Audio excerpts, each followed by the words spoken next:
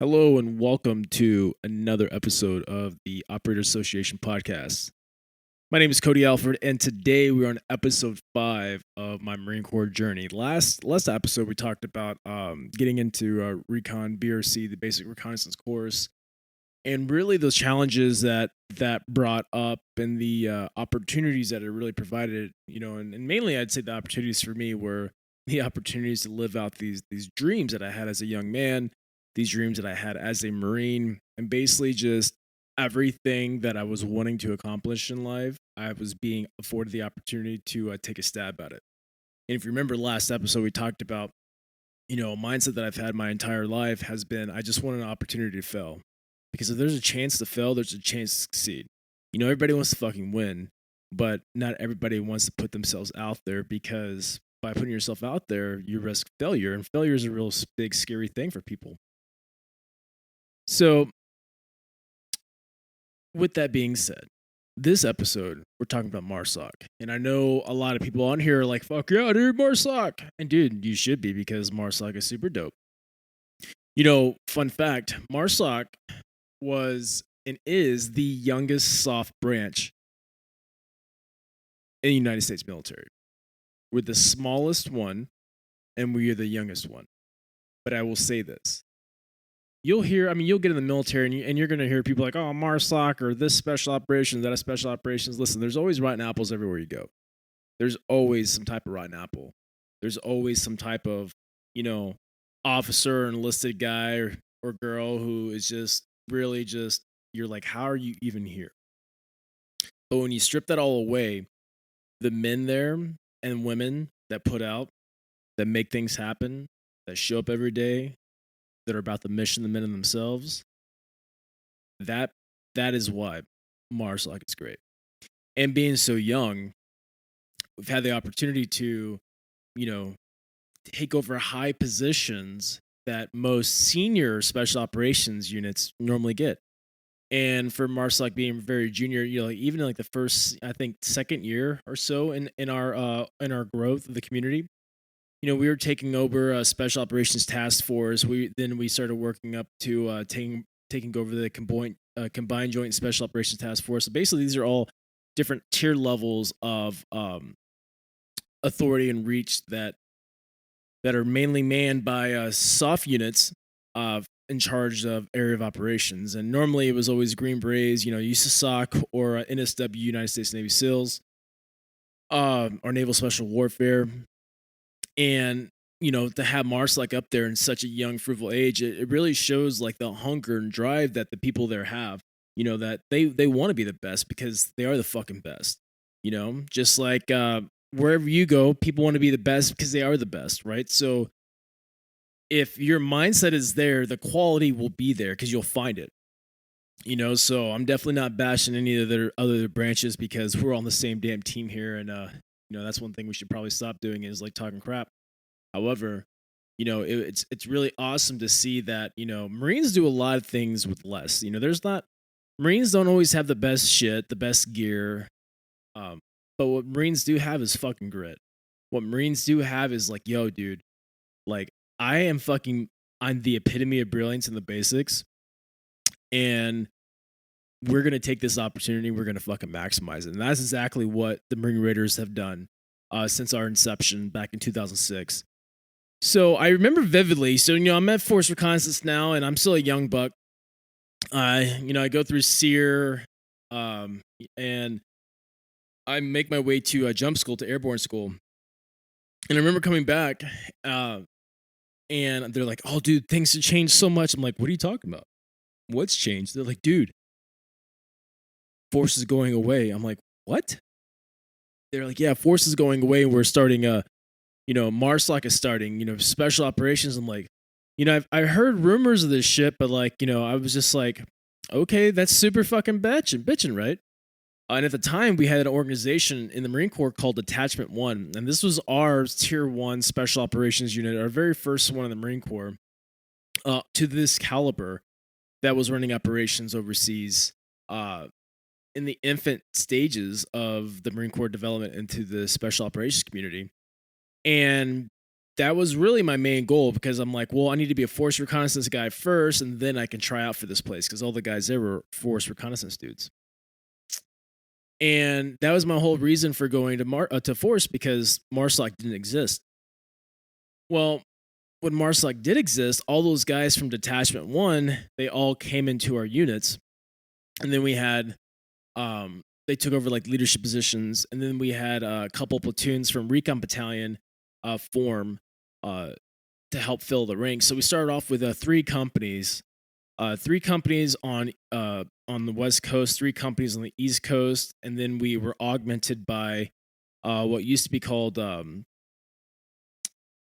what were they called? We were augmented by basically like highly qualified infantry Marines that took over parts of our special operations endeavors in other areas of interest that did not include Iraq and Afghanistan, because right now the main focus, our 1st and 2nd Battalion, so 2 out of 3 battalions were focused on Iraq and Afghanistan. And at this time, predominantly back in 2007, we were focused strictly on Afghanistan. And these 1st and 2nd battalions used to be 1st and 2nd Force Reconnaissance. So if you've kept up to me so far, basically what happened is Marine Corps stopped the Force Reconnaissance. And you have to understand, like, back in the day, back when I was growing up, Force Reconnaissance Marines, there were some young guys there. And by young, I mean like younger, like drinking age. But I mean, mainly it was like older dudes. And it was super epic. It was a very senior organization. And they hoisted down, they took down the flags, and they hoisted up the 1st Marine Special Operations Battalion, or MSOB, which you guys probably heard about this before, the history of MARSOC. Before we start, called it MSOCs, which is Marine Special Operations Commands. And so we hoisted up the 1st and 2nd Marine Special Operations Battalion flags, and dude, it was crazy. I come back from jump school, and it's like a whole new thing. It's the same area, people, same fucking dudes. But I remember going to this one briefing, and they're like, all right, from now on, no one shaves. No one fucking shaves. Start growing your shit out, blah, blah, blah. And we're like, what the fuck? This is dope, right? It was like everyone's like little fantasy, like, oh, fuck yeah, we get to like basically like look the part the entire time. And that lasted like a week. And they're like, why don't you have fucking fresh shaves? And people in the Marine Corps were like losing their fucking minds. So you have to understand, like, Marine Corps prides themselves in like discipline, one, but lineage, heritage, all that type of traditional shit, right? Which is nothing wrong with it. However, times change, and to conduct special operations, you don't have to look a certain part. I guess you don't have to have a fucking beard. You don't have to have this. However, being able to adapt and overcome, blend into your environment, your surroundings, focus on the main things, the mission essentials, and not like some of the dumb petty shit. Focusing on like high quality training, focus on high quality selection of candidates. That's what really sets us apart, because there's tough men and women out there. But the thing is, you need to foster some type of organization where they can come feel not only challenged, but you can select from them, and then you can put them into an environment where they're going to thrive, right? Because most of these guys are outside the box thinkers, because why would you ever put yourself and limit yourself to a box, right? And that's what a lot of my old mates, and that was the mindset they had. They're like, yo, bro, like, I'm here to like fucking grow and like fucking fly like a damn eagle soaring. And I'm like, obviously, right? That's why we're all here. And so like, it was really weird, because only thing that really changed at this point in time was the name of MARSOC. Like, we went from Force Reconnaissance to MARSOC. And at the time, Force Reconnaissance went away. They had that flag down for almost over a year. And so what happened with that is Force Reconnaissance became a company, like became a platoon that people could go to inside Recon Battalion. And it was like a younger crowd of guys. Now, granted, as you get older, everyone else looks fucking younger. But it was just kind of like a different vibration, because they were starting their own. They're basically starting from fucking scratch now. And they had a bunch of senior hard motherfucking recon dudes, just great leaders. that were stepping up now and filling these new roles as leadership positions. And, that's what's really great about just any opportunity of change and growth is that, like, there's going to be an opportunity where you're going to be like, man, I just love things the way things were. And then it's going to change. And you're like, fuck, well, it's time to step up. It's like being in school and you get a new, like, chair seating. And you're like, fuck, this sucks. I used to sit by Susie. Now I'm sitting by fucking Bob and he farts. Like, it kind of irks you for a little bit, right? Because, like, your comfort of, like, knowing everything was, like, what it was just changed on you. And that's really hard for people. But like Recon Marines do, man, they adapt and overcome. And they fucking crushing it, right? They're still crushing it. And the Force guys are still crushing it. And, they're building a heritage and lineage of just crushing fucking machines because we don't fucking quit.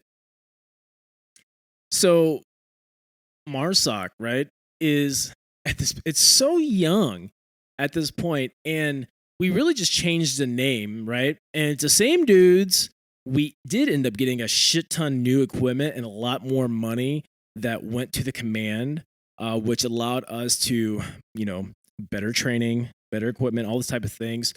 Plus, for the cool guy stuff, we started getting paid more for being in this role, and we're like, fuck yeah, this is dope.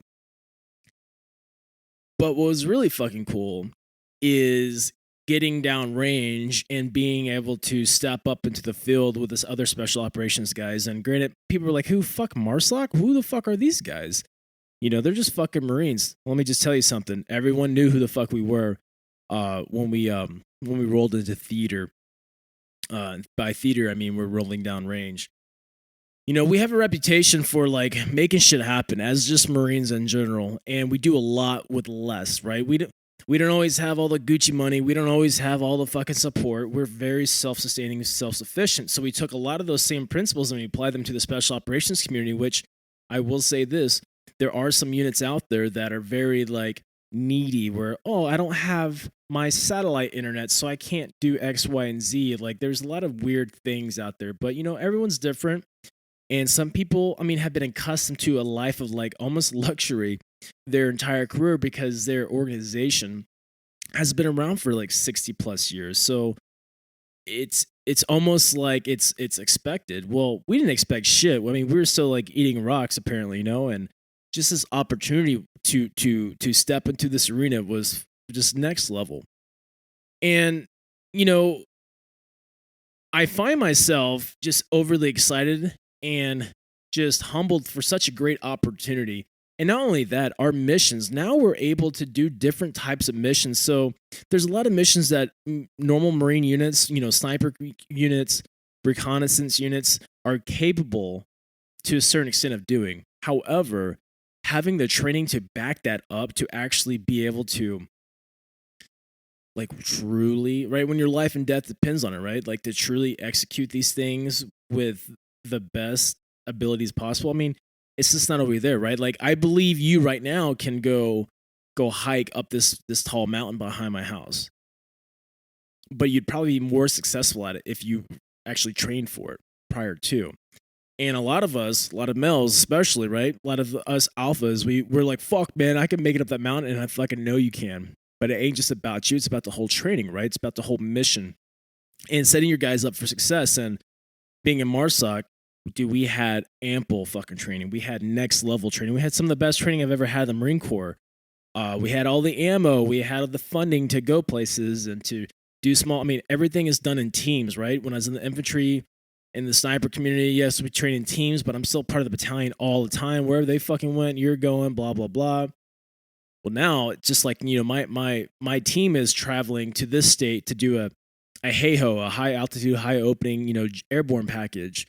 Then my team is traveling over here and we're doing a high altitude training package. Like we're going over here and we're training with,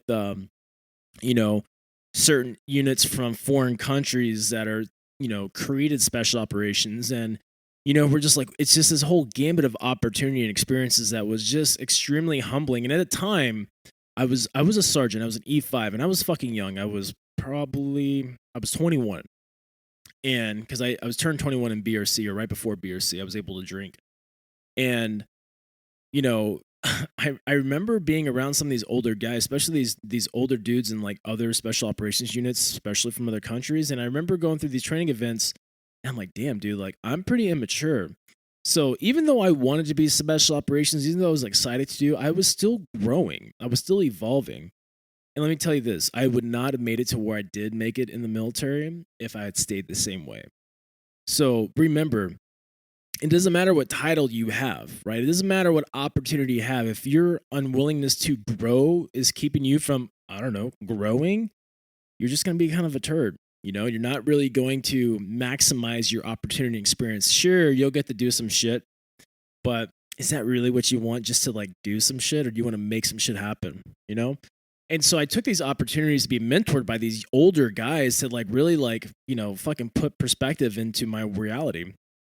And because, you know, there was a lot of ego involved, right? I was already a force reconnaissance marine like everyone else was, I was with, you know, and now we're fucking, you know, quote unquote special operator. And I'm just like, oh shit, this is fucking dope. And I didn't think I was better than anybody. I just thought, oh shit, all these new rules, like I can just let my guard down and be kind of like chill mode, bro. And I realized, like, dude, what are you doing? That's just not the case. I was pretty immature when I was giving some freedoms, because, you know, in the Marine Corps, you're not given much freedom. So now that I have the ability to wear a fucking ball cap and uniform, I'm like, what? Free bird, you know, just a lot of growing pains as a young man, you know, and maybe it wasn't for everybody, but for me, it was, you know, it was a lot. It was a huge transition from very conventional mindset.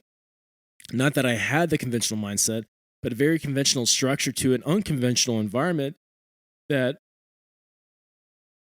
you know really helped develop me more. And I'm glad that I experienced all the things that I experienced, because that's who helps me become who I am today.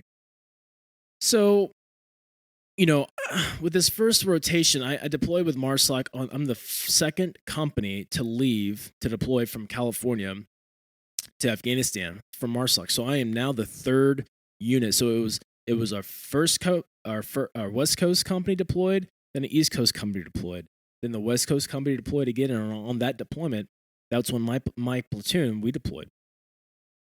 And bro, it was fucking epic, right? This is my third deployment now, just in life in the military, and this is my first MARSOC one, and just the ability to do the things we were able to do.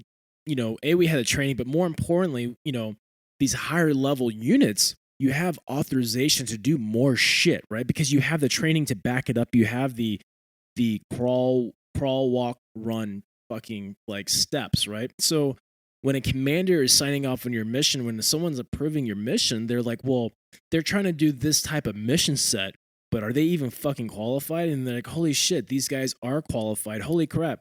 This MARSOC team has all this shit organic to them.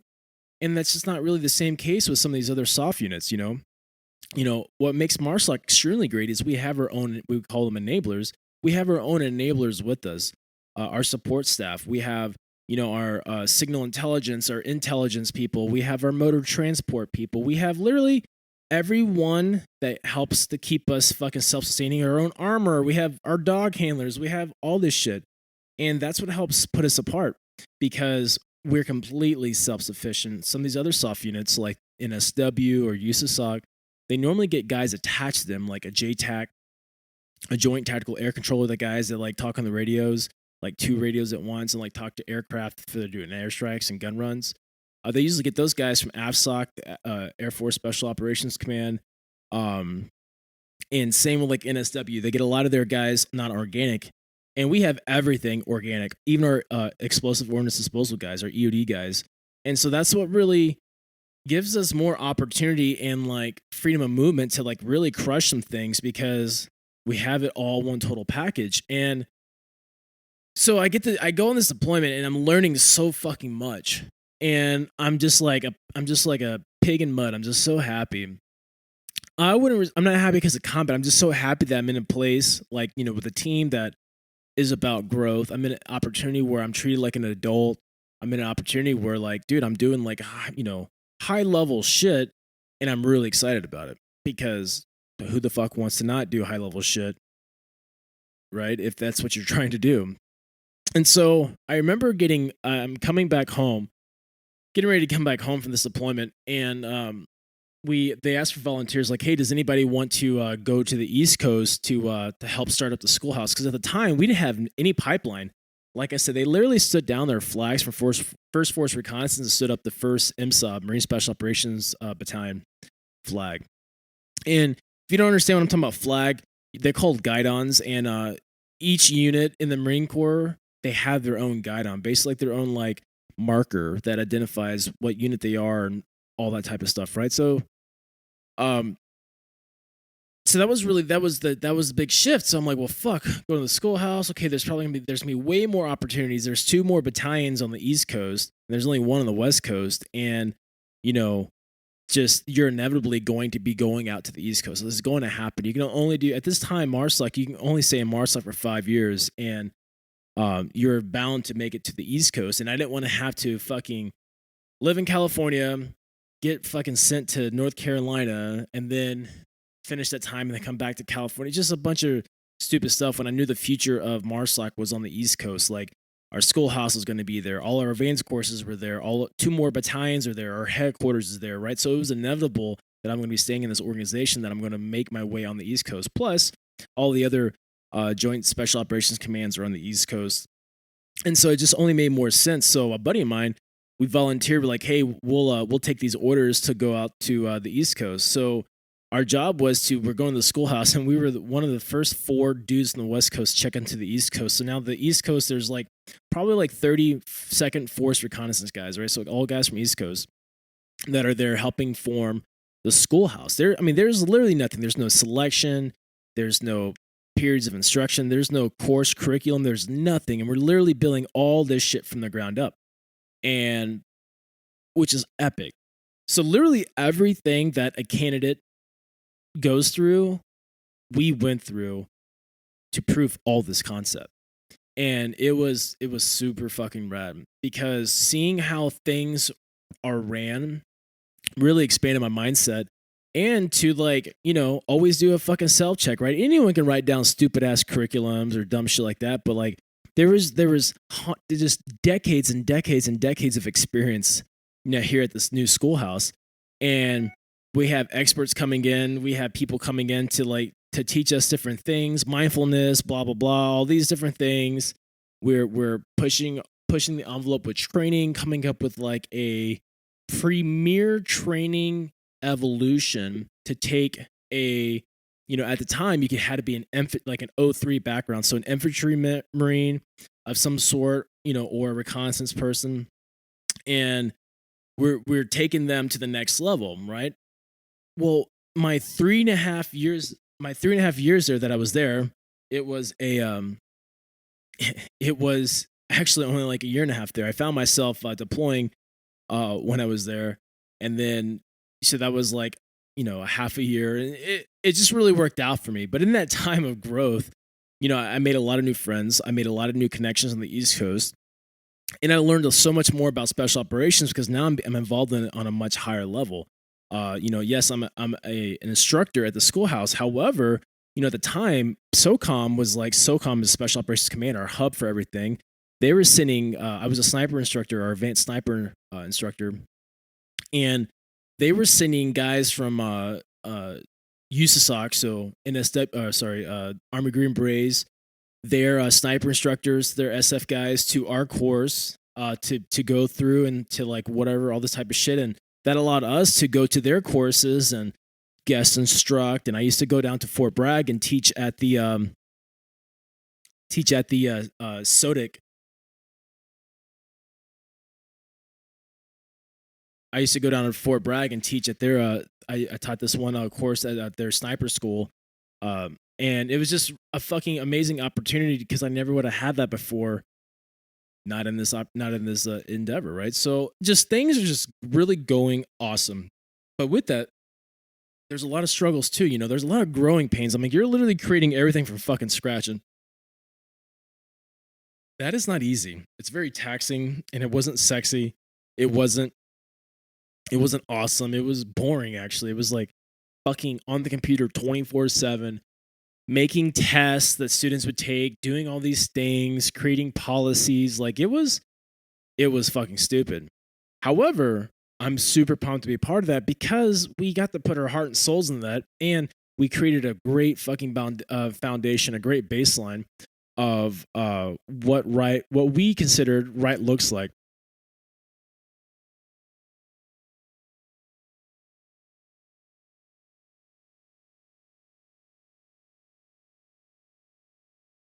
What we consider right looks like. What we consider right looks like, because the thing is, if we slacked on putting in effort into developing the schoolhouse, right? We called it a MSOS, Marine Special Operations School at the time. Now it's called MRTC, Marine Raider Training Center. You know, by putting in our blood, sweat, and tears, we're ensuring that these guys that are coming up through our pipeline, they're gonna get the best fucking training possible. They're gonna get the best amount of training they can possibly get, because this is special operations. So why should they get anything less than exceptional? So having this opportunity to be part of that was extremely humbling, extremely freaking awesome.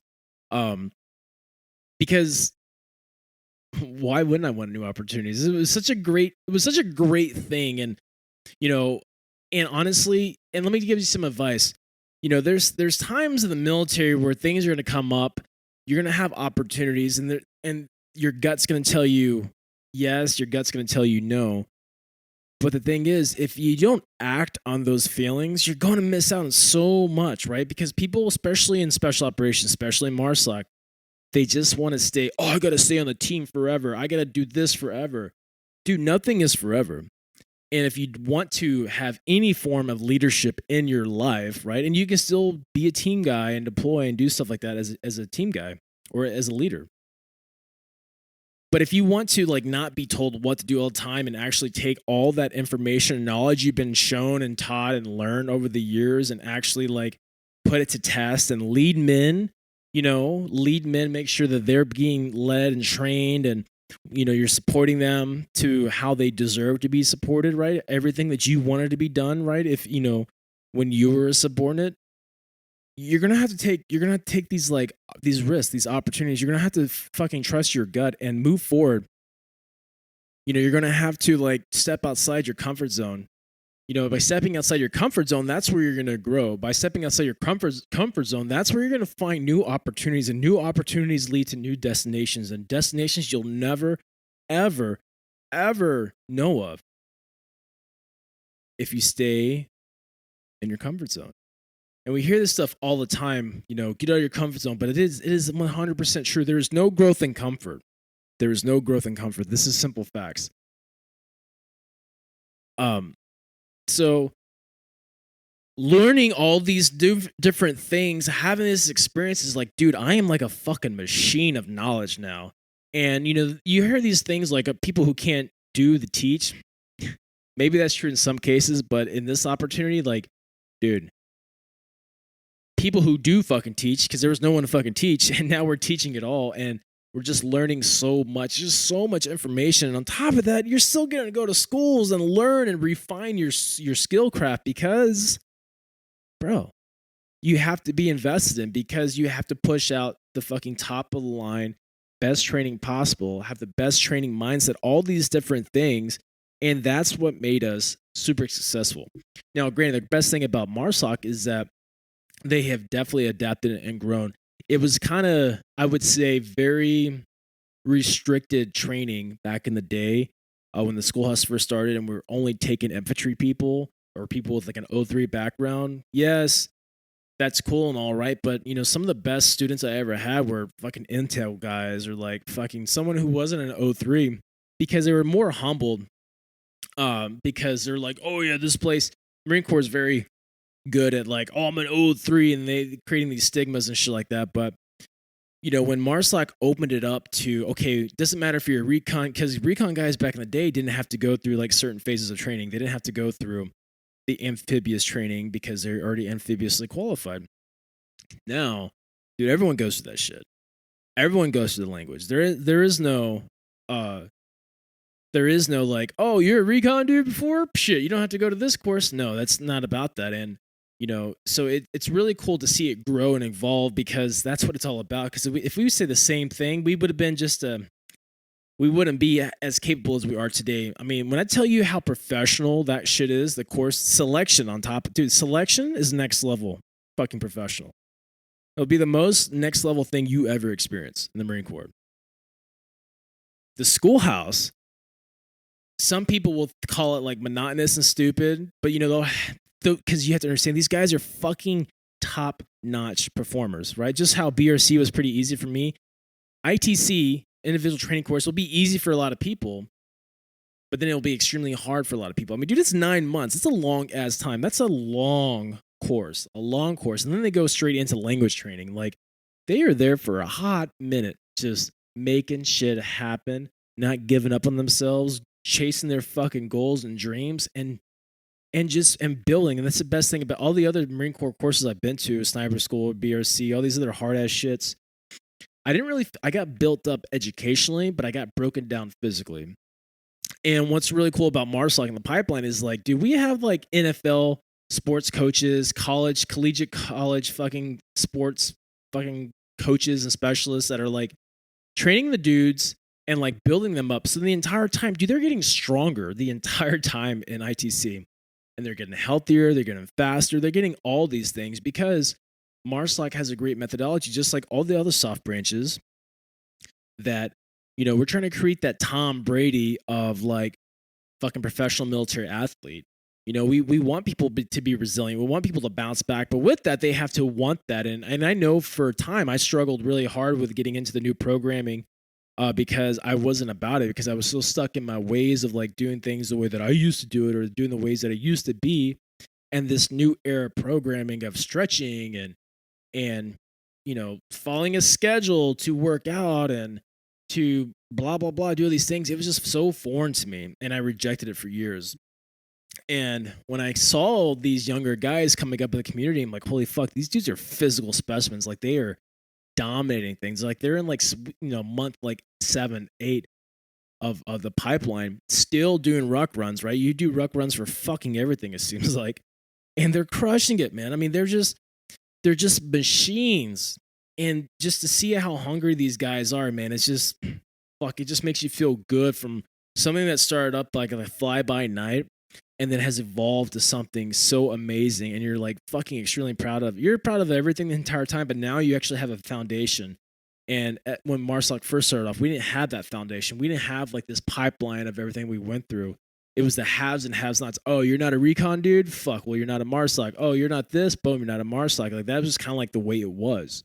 And to see how it is now, where anyone in the Marine Corps can try out for MARSOC, and to see that, more importantly, how these commands are allowing, and not only allowing, but supporting their young Marines or, Marines of any age, that meet the requirement for MARSOC to actually try out for it, and supporting them and having the backing by the Marine Corps to make that happen. Dude, it's epic to see. The Marine Corps is a great organization, but there's a lot of old rules that are kind of fucking stupid. And a lot of that is done by mindset. So the mindset of the leaders that are taking over these organizations of the Marine Corps, they're fucking growing and advancing. And plus, I mean, MARSOC's been around since late 2006, early 2007. Now it's 2021. I mean, we've been downrange a lot of time. And as a soft mission, part of our mission is we're a force multiplier. We interact with infantry units. We interact with support units downrange when we're in Iraq and Afghanistan. We send out 2 guys to their companies, their teams, their battalions, and we brief them on things. We execute missions with them. Like, we're supporting them with food, supplies, like, because SOCOM has so much fucking money.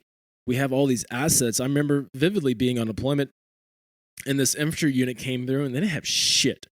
They were living out of their fucking trucks. They're like on month like 5, maybe 4. They just look battered. And we have like not high speed internet, but we have like internet on our fire base. We have like hot food. We have local cooks. Like, we're living pretty fucking nice. And we're doing like some like hellacious fucking like, oh my God, we might not make it back missions. But to be able to like take care of them and like, show that love, right? Like, we're all in this together. I mean, I've been in gunfights with females, with obviously dudes from other units. Like, I'm not going to say I've been in it all, but I've been in all the experiences that I've been in all the experiences for myself. And, being that force multiplier, being that member of an elite unit that, younger Marines and even older Marines, some of them have envy, some of them are jealous, some of them want to be who you are, some of them are just appreciative, some of them are just cool and happy that you're cool and happy and nice to them, right? And so that was really some of the coolest shit about MARSOC. Yeah, the missions were super fucking dope, and that's what I enjoy the most about it, right? Like our mission, so the main mission of Special Operations is foreign internal defense and unconventional warfare. We also do direct action, and special reconnaissance. So basically, what all that means is, we all SOF, Special Operations Forces, do the same shit. We all have our own different qualifications and our own different specialties that each SOF unit is known for. But to have this opportunity and to be part of this organization and see these young guys come up with the community, and I'm still friends with, a shit ton of all of them, and to see how much they've grown and how they're really pushing the envelope and really making it a better place, it's freaking awesome. Because if you're not evolving, you're dying. If you're not growing, the shit's got to go, right? So, that's to me is the one of the coolest things about MARSOC, and, just getting there and having that opportunity. I mean, dude, you'd be surprised. Like, we didn't wear rank in our uniform, and most of us had, different camouflage than any of the Marines we were with, or, we had different gear. We had different everything. Most of the guys in MARSOC have beards on deployments, depending on where we're going. And to be able to walk into an organization, a battalion, a unit, a company, a squad, in the Marine Corps or the big army, and share intelligence with them, to share them like tactics and techniques and procedures that we're learning and things that are keeping our guys safe on deployment, to a new junior organization that's coming in, that shit's awesome. And we were super, people were super receptive to that opportunity to like let us talk to their troops, because they're like, fuck yeah, dude, like we support this.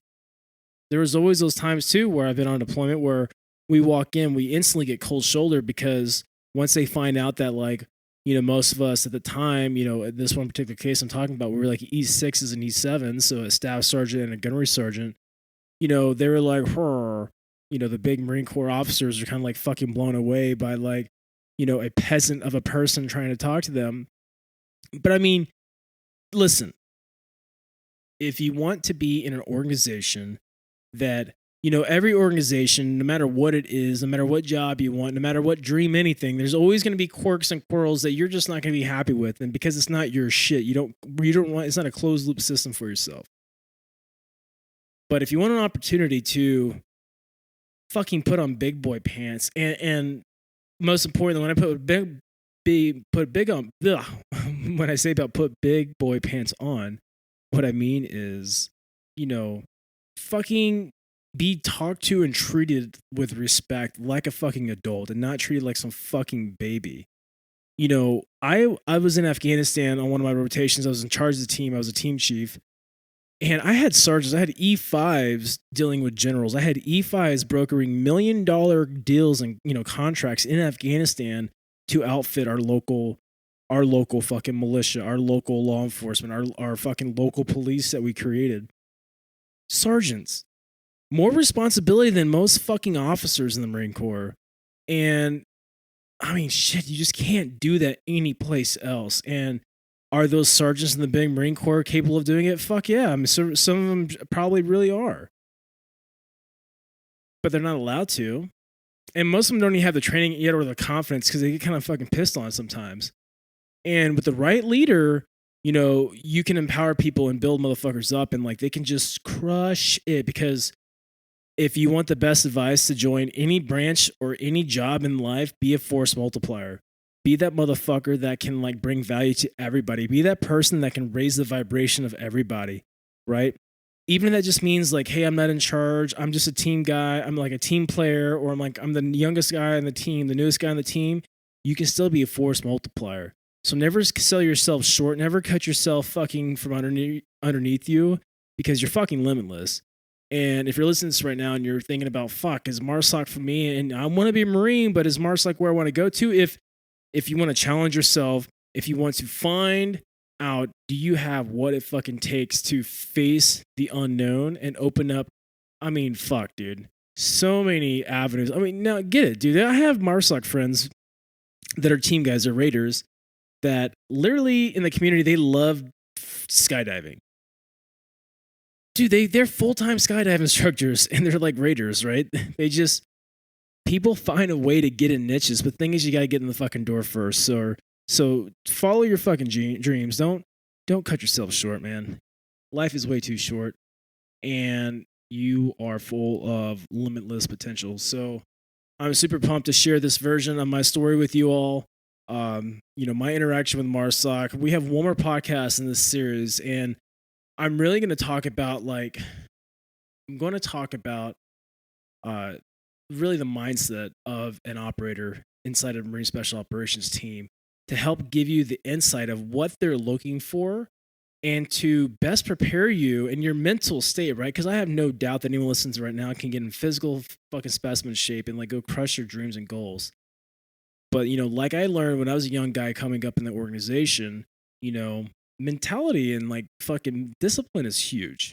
Maturity is huge. And I didn't have a lot of those growing up. And I just didn't fucking know. So I want to share with you my trial and errors to help fucking best set you up for success no matter what it is you decide to do, no matter if it is join special operations, join the military, or just fucking get a job somewhere or fucking start your own, right? I want to share with you shit that's going to fucking work and make you fucking competitive. So thank you all so much for your time. I'm super humbled to be able to have this opportunity to share with you all. If you have any questions, we have another Q&A coming up. Actually, it's on August 4th, according to my calendar. So let's get some good questions going on. And good questions, I just mean like, hey, let's get some interaction going, fucking level that shit up. Tell me which ones are your top priorities. Put some real questions and challenge yourself and like start breaking molds. And the last live we had 20 people live during the broadcast, and let's get some fucking questions. Don't be scared to ask. Don't be scared to interact because I'm not judging you. I want to see you win, right? And you're gonna be faced with these opportunities in the Marine Corps where they're going to be like, does anyone have any questions? And you're going to have a fuck ton of questions. You're going to feel so embarrassed to raise your hand because you don't want to look stupid or be that guy. But listen, would you rather fail or not know? If I said, hey, you're going on a life or death mission, it's like, it's fucking 50-50. We don't even know you're going to come out alive. Wouldn't you want to know like what the mission was? You're just going to go blindly do things and hope you figure it out. No, you're going to want to ask questions like, okay, well, what exactly is this mission so I can best plan and prepare for it?